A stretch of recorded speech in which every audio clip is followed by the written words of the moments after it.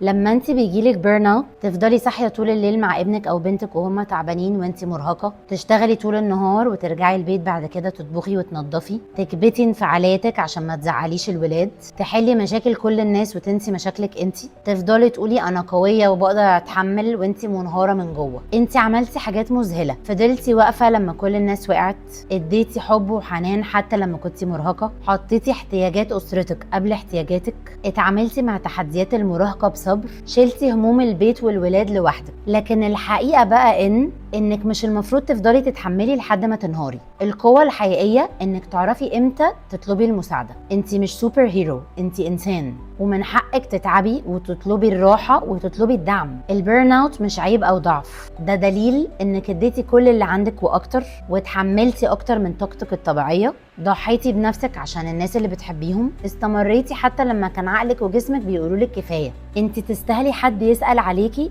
زي ما بتسألي على الكل، تاخدي وقت لنفسك من غير الشعور بالذنب، يبقى في مساعدة في البيت والولاد والمسؤوليات، حد يفهمك ويدعمك من غير أحكام، راحة نفسية وجسدية حقيقية. وما تفتكريش ان دي انانية، لما تاخدي بالك من نفسك هتقدري تدي ولادك واسرتك اكتر.